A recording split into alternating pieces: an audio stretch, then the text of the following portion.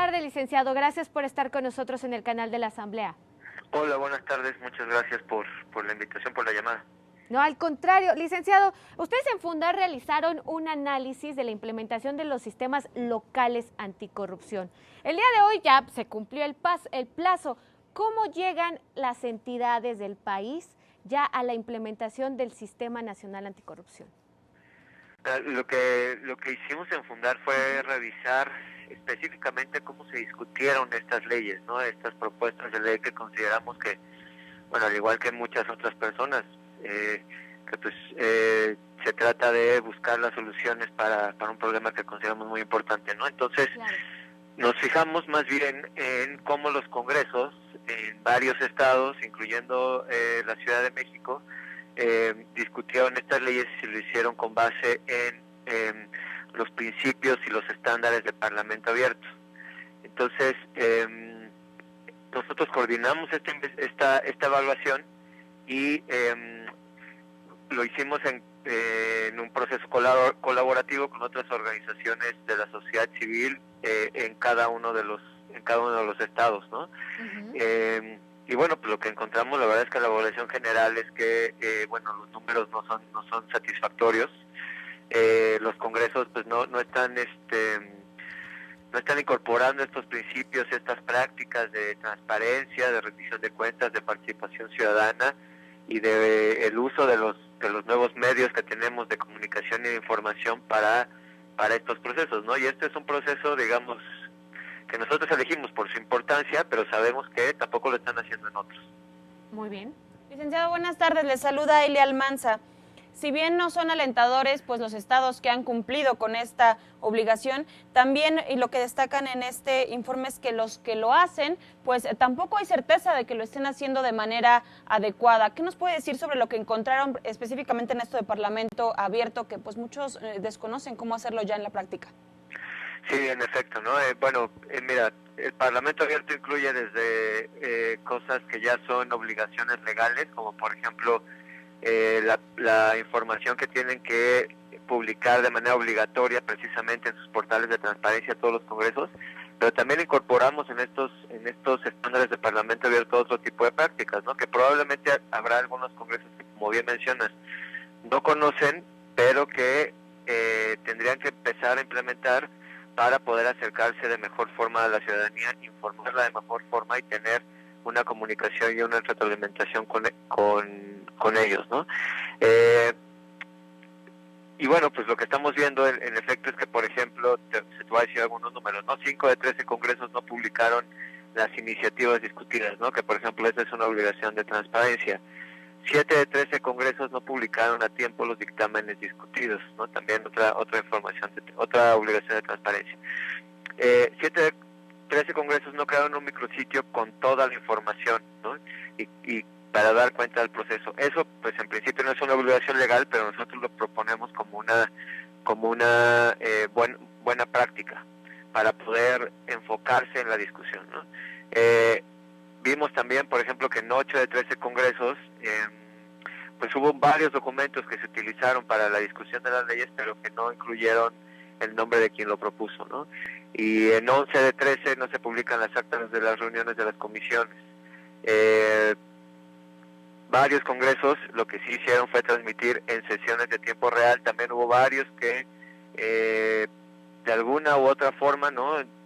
Ahorita podemos entrar a eso, a revisarlo un poco mejor, pero de alguna u otra forma sí pidieron insumos a actores externos como especialistas de la sociedad civil o personas de la academia o incluso a grupos de otros sectores como el empresarial, por ejemplo, para tener ese tipo de propuestas para las leyes, ¿no?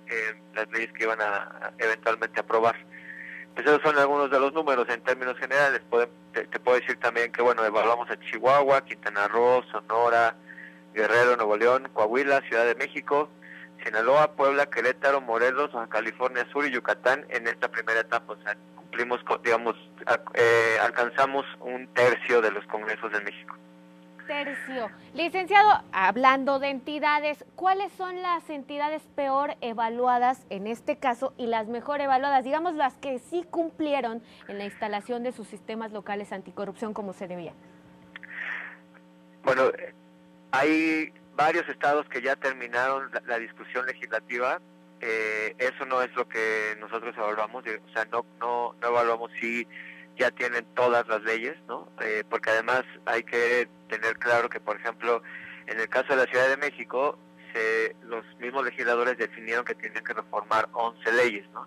Si recordamos, pues en el Senado el año pasado se reformaron 7, y eso depende, o sea, y en cada entidad, pues definieron un número distinto de leyes que tenían que reformar, porque eso dependía más bien de pues las condiciones específicas de cada estado y de cada congreso, ¿no?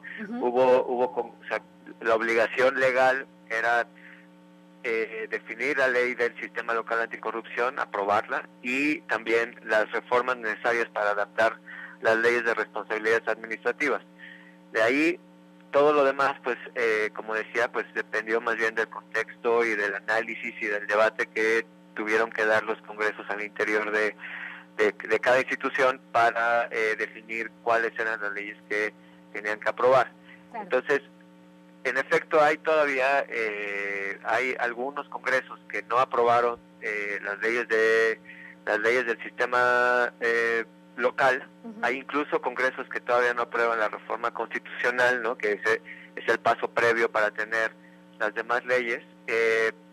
Y bueno, como sabemos, pues ayer ayer se cumplió el plazo legal, pero también, como sabemos, pues en realidad no hay ninguna consecuencia, ¿no? Y creo que es importante decir, por un lado, que los congresos tienen que cumplir con su responsabilidad de aprobar estas leyes.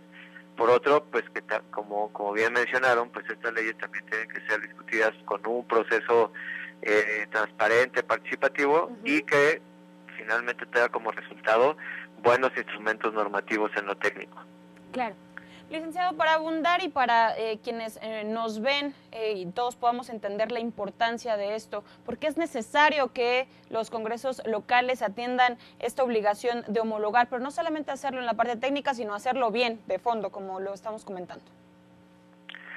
Sí, así es, ¿no? Pues bueno, nosotros impulsamos fundar junto con otras organizaciones de la sociedad civil desde hace varios años, y para este proceso en particular, junto con otras más de 20 organizaciones, desde inicio de año, una campaña que se llamó precisamente Parlamento Abierto contra la Corrupción, para que los congresos hicieran caso, ¿no? de esta necesidad de que la gente conozca más su trabajo, y que además ellos mismos también expliquen qué es lo que están haciendo, las razones por las que deciden discutir tal o cual ley, y principalmente el contenido de esas leyes, ¿no? Específicamente por qué están considerando que eso es la mejor solución para los problemas que identifican que son los necesarios, que es necesario resolver en cada lugar.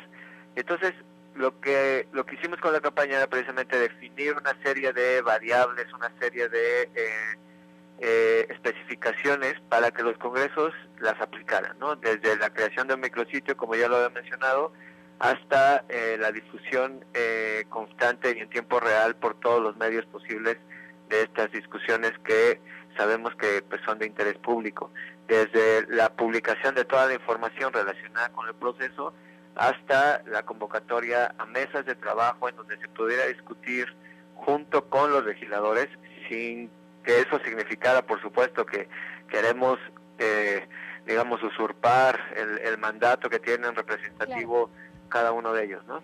Licenciado, nos queda ya un minutito, pero me gustaría que nos comentara en cuáles entidades hay riesgo de que estos nombramientos del fiscal, de los magistrados, de los contralores, subcontralores, pues sean elegidos por cuotas partidistas.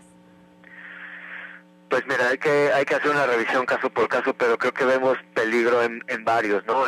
No quisiera mencionar uno en específico para no entrar en ningún tipo de imprecisión, pero ahí lo que yo recomiendo a quienes nos están viendo, a quienes están interesados en el tema, es que se fijen en cada una de las leyes si dependiendo de cuál es el digamos el proceso de designación que les interese. En efecto van a ser muchos, ¿no? Puede ser el fiscal especial anticorrupción, puede ser los magistrados especializados en combate a la corrupción, incluso el mismo Comité de Participación Ciudadana y la Comisión de Selección, que ahí, por ejemplo, sí vale la pena decir que habrá que revisar cómo quedaron todas las leyes, pero sí hay una base en la Ley General del Sistema Nacional Anticorrupción que, digamos, cumple con los estándares mínimos de transparencia y de objetividad y de inclusión para hacer estas designaciones. Muy bien, licenciado, pues muchísimas gracias por estar con nosotros en la segunda emisión de La Ciudad y el Mundo y por este análisis. Muchas gracias a ustedes.